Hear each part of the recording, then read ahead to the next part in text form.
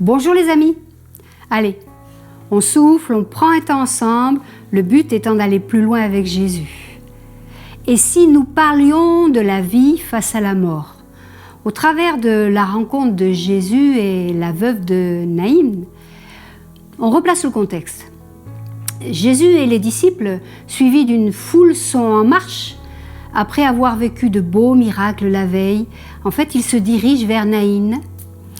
Et on va lire ce passage dans Luc 7, du verset 12 à 15. Lorsqu'il, c'est-à-dire Jésus, fut près de la porte de la ville, voici qu'on portait en terre un mort, fils unique de sa mère qui était veuve. Beaucoup d'habitants de la ville l'accompagnaient. En voyant la femme, le Seigneur fut rempli de compassion pour elle et lui dit « Ne pleure pas ».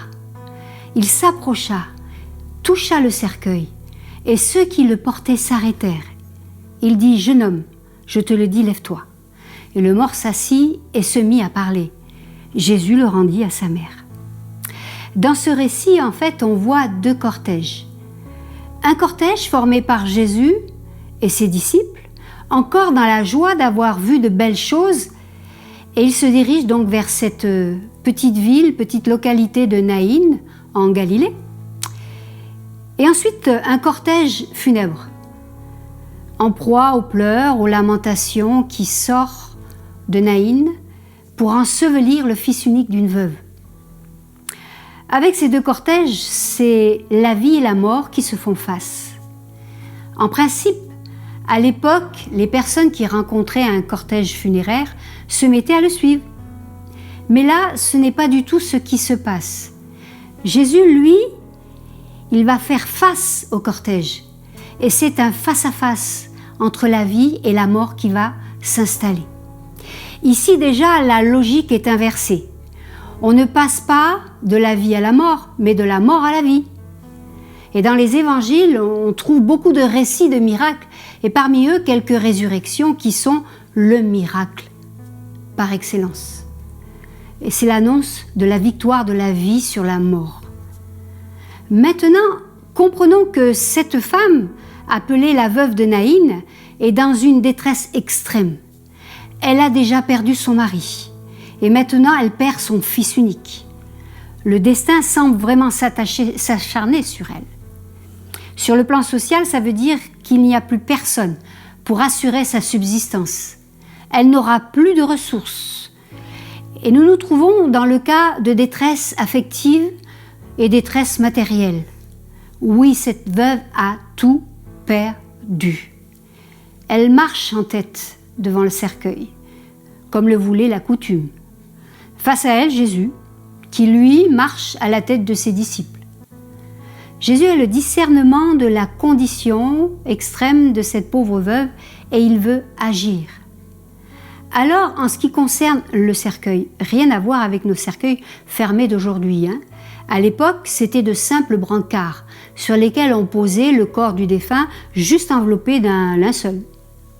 Et c'est ce pourquoi Jésus va pouvoir s'adresser directement au défunt et ne lui a pas demandé si elle avait la foi. Il va agir de sa propre initiative. Et dans cette situation, il n'est pas question de foi.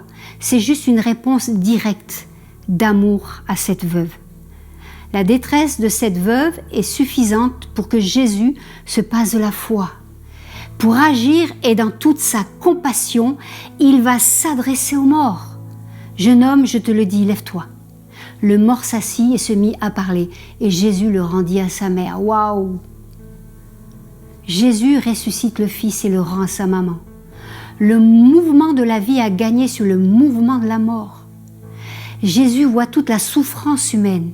Il veut la soulager. Et lorsque le Seigneur voit notre misère, il est saisi de compassion. Il veut redonner la vie là où la mort a frappé. Mes amis, j'ai une bonne nouvelle. Son amour veut encore et encore se manifester. Son esprit de résurrection est encore et encore présent au milieu de nous. Hébreux 13, verset 8 nous dit que Jésus-Christ est le même hier, aujourd'hui et pour l'éternité. Il veut confronter, faire face aux situations mortes de notre vie Il veut les toucher et amener la résurrection. À l'image de cette veuve de Naïn qui a tout perdu. Quelle que soit la gravité d'une situation, il y a toujours de l'espoir. Et cet espoir repose sur son amour.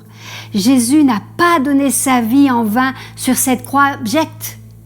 Il est ressuscité le 3e jour et il est toujours vivant. Sa compassion et son esprit de résurrection sont toujours en action.